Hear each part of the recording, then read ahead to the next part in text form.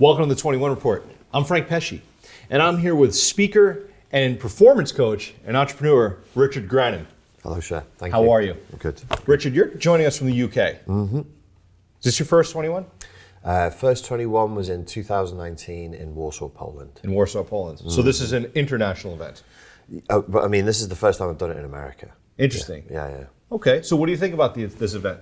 Anthony does a really good job of organising these things. I've been really impressed with the event. Yeah. Good Were you atmosphere. impressed with the communication, the organization, everything leading up to the event as a speaker? Oh, 100%. Like, Anthony really knows what he's doing with this stuff. He's very, very good.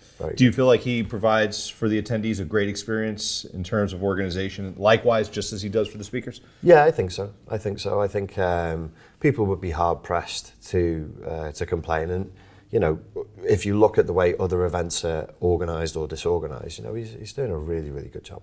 Well, I'm glad to hear it. I think everybody would agree that this event has been pretty much seamless. Yeah. Very much have enjoyed it. Yeah.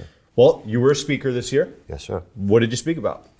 The first day that I spoke, I was talking about, I actually ended up speaking about the 7 deadly sins. I was talking in the women's group, the 22 convention, and how consumer capitalism deliberately provokes and induces and uses the 7 deadly sins.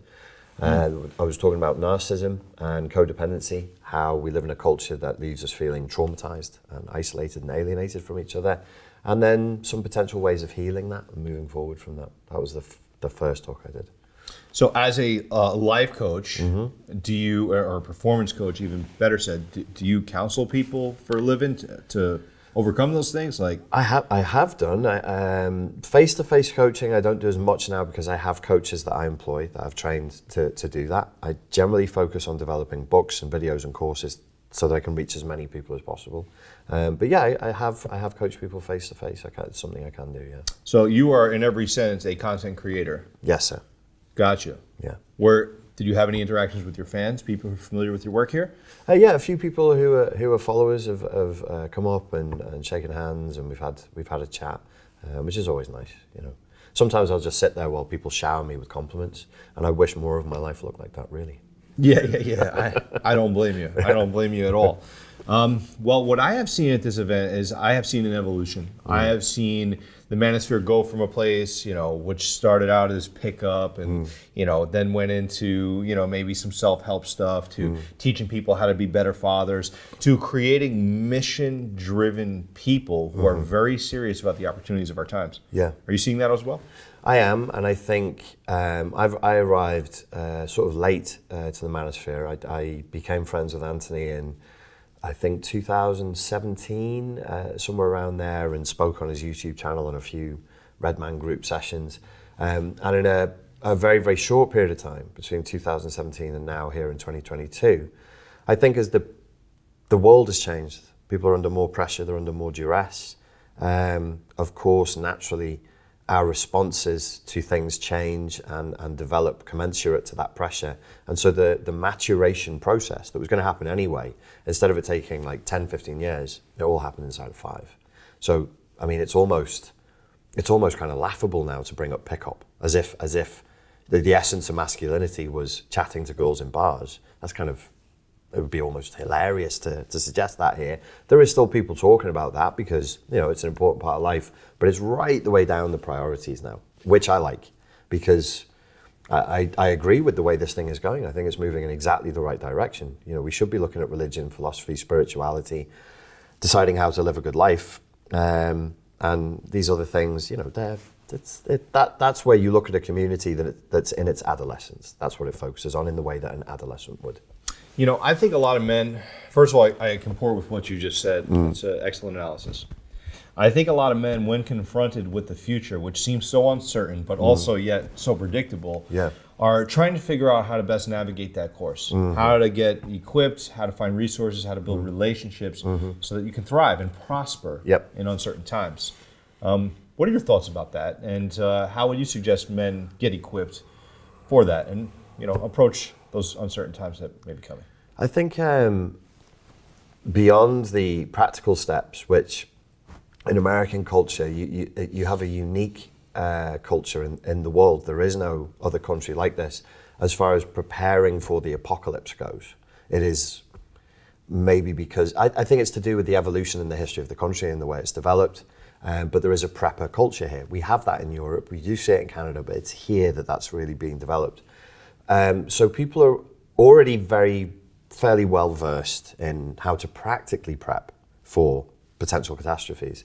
I think the main interest now is if a catastrophe is going to happen, which would be the same way as an individual could experience trauma, an entire country and a culture can experience trauma, how do we prepare for that? How do we prepare for the unknown? And I think that's why people are moving into more of a spiritual and religious area, because you need a meta-narrative that allows you to take on the confusion and the shock of difficult times. And it's really only religion that can do that for you.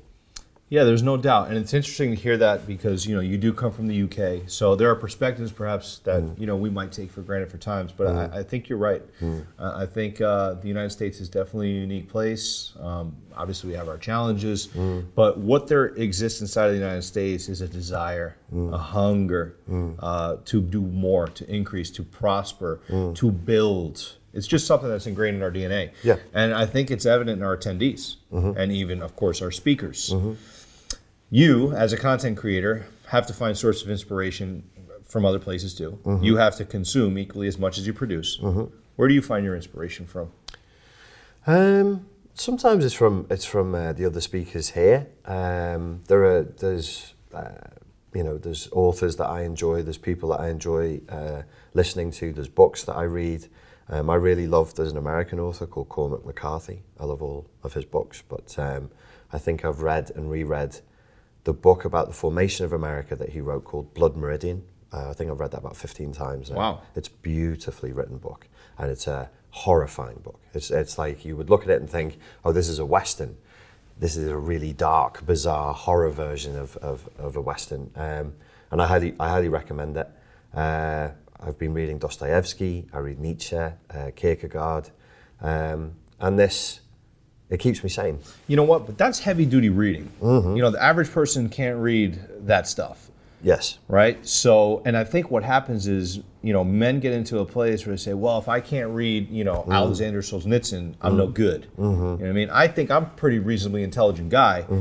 I really can't get through it myself. Not to say I can't comport or appreciate the story of struggle. I certainly do. But I'm busy. I have to learn how to run a business. I have to learn how to manage my family. I have to learn how to do things with excellence. What do you say to men who feel, maybe not up to the challenge to do some of those philosophical things? How can they be better anyway? Well, this is where the technology is actually a huge advantage. So somebody asked me yesterday, where should they start with Kierkegaard? And I said, well, don't pick up one of his books because that's going to drive you mad. We have YouTube videos. We have other people's essays about the subject. You can go online and look at the quotes, and you can look at paragraphs, and you can ingest it slowly in an organic way. When Kierkegaard was popular, people had nothing to do at night. They put on a gas lamp and then they just sat there. They played like a musical instrument, they got bored of that, and then they read for hours on end.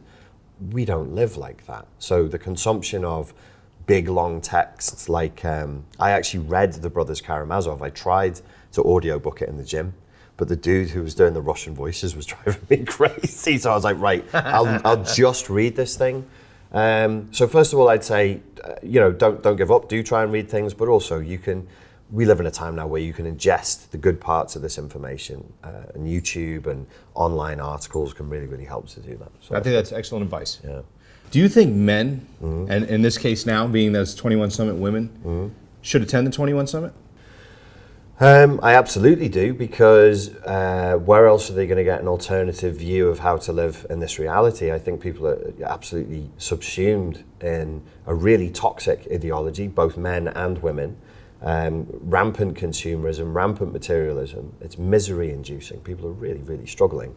So an event like this, which is, a lot of people who are here, they're a bit weird by the standards of normal society. They've stepped outside of a normal way of doing things. They have a unique perspective.